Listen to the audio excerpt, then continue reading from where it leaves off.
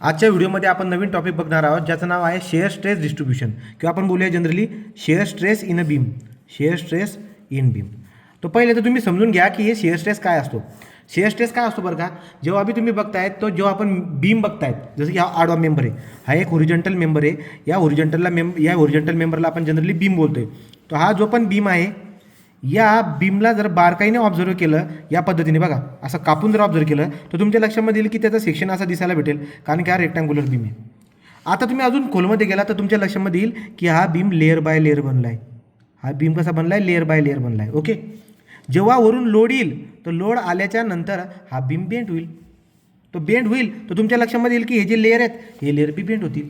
हे लेअर जर का बेंड होतील तर तुमच्या लक्षात काय येईल बरं का की हे जे दोन लेअर आहेत, हा वरचा आणि हा खालचा लेअर, हे एकमेकांवरती स्लाईड होतील ना बाळांनो. जसं की आपण आता पंजावरती पंजा घासले ना तर त्याच्यामध्ये जर कसं दुखणं होतं, जे दुखापत होते त्याला बोलतात स्ट्रेस. म्हणजे माझ्या लक्षात काय येईल की हा लेअर आणि हा लेअर या दोघं लेअरमध्ये काय होईल बरं का, या दोघं लेअरमध्ये स्ट्रेस तयार होईल आणि याला बोलतो आपण शिअर स्ट्रेस. काय बोलतो आपण याला, शिअर स्ट्रेस. तर या आता बघा इथे शिअर स्ट्रेस तयार होईल. टॉपला पण असेल. आता तुम्हाला मी प्रश्न विचारतो, टॉपला जर बघायला गेला तर टॉपचा जो ही लाईन आहे, ही लाईन टॉपची, त्याच्यावरती कोणी आहे का, कोण नाही. याचा अर्थ असा आहे की वरती कोणी नाही म्हणून या लेअरवरती स्ट्रेस तयारच होणार नाही. इथे बघा या लेअरवरती याच्या टॉपला पण कोणतरी आहे, बॉटमला कोणतरी आहे, यामुळे इथं शिअर स्ट्रेस तयार होईल. मध्ये आहे बघा तो इथे पण शिअर स्ट्रेस तयार होईल. तो जेवढे पण हे लेअर आहेत ना, हे लेअरची जी बाउंड्री दिसते या प्रत्येकावरती तुम्हाला शिअर स्ट्रेस दिसायला भेटेल. पण टॉप आणि बॉटमला शिअर स्ट्रेस 0 राहणार आहे कारण की त्याच्यावरती कोणी नाही आणि याच्या खाली कोणी नाही म्हणून.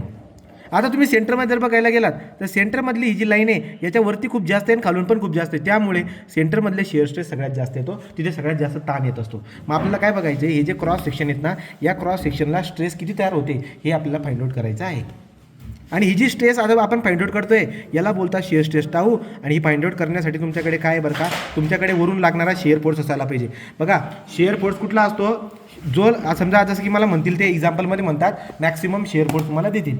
आता ही मॅक्सिमम शिअर फोर्स कशावरून येतात तर ते लक्षात ठेवायचं. समजा इथं 50 किलो न्यूटनचा लोड लागतोय या बीमवरती, तो 50 किलो न्यूटन लोडमुळे तुमच्या लक्षामध्ये काय येईल की सेंटरमध्ये लागतो आहे 50. तो इकडचा किती घेईल रे तोंडी सांगा, तुम्ही म्हणाल इकडचा 25 घेईल आणि इकडचा किती येईल 25. मग ह्या ज्या रिॲक्शन असतात हे असतो आपला शिअर फोर्स. काय असतो हा, मग मॅक्सिमम शिअर फोर्स किती आला 25 किलो न्यूटन. समजलं का. तो कधी एक्झाम्पलमध्ये तुम्हाला तो शिअर फोर्स देणार आणि कधी तुम्हाला काय करावं लागेल बरं का, तर कधी तुम्हाला रिॲक्शन फाइंड आउट करावं लागेल. तर मग सेंटरमध्ये लोड दिल्यानंतर निम्मा 25 आला तर ही जी रिॲक्शन असते हाच आपला मॅक्सिमम शिअर फोर्स असतो, ज्या शिअर फोर्सला मी कशाने दाखवतो, यस नाही.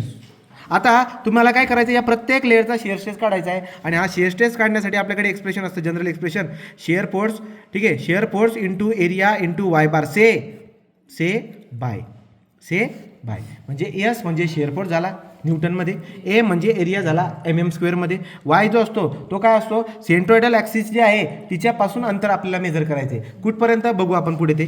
ठीक आहे, बी म्हणजे विड्थ असते, ज्या पोर्शनचं तुम्ही शिअर स्ट्रेस काढताय त्याची विड्थ, आणि आय असतो पूर्ण सेक्शनचा मोमेंट ऑफ इनर्शिया जो की कॉमन आहे.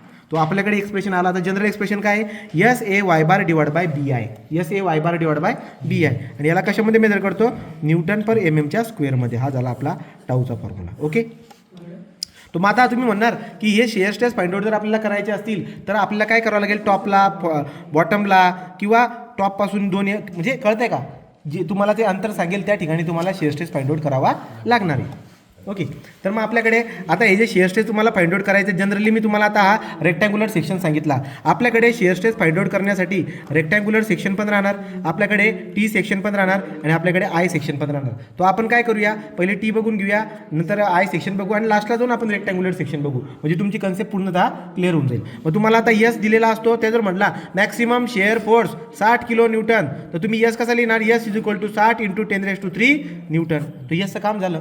तुम्हाला एरिया कोणता घ्यायचा आहे मी सांगतो, तो एरिया mm² घ्यायचा आहे. कशामध्ये, एरिया जो पण येईल तो mm² घ्यायचा आहे. वाय बार जो असतो जनरली तो कसा मोजतात मी सांगतो, पण तो mm मोजतो आपण. बी असते विड्थ, तो विड्थ आहे ही, याला पण mm मोजतो. आणि आय जो आहे मोमेंट ऑफ इनर्शिया असतो जो mm⁴ मोजतो. मग आता आपल्याला एवढ्या सगळ्या गोष्टी माहीत असायला पाहिजे. या गोष्टी माहीत असल्यानंतर तुम्हाला शिअर स्ट्रेस पर्टिक्युलर ठिकाणी भेटून जातो.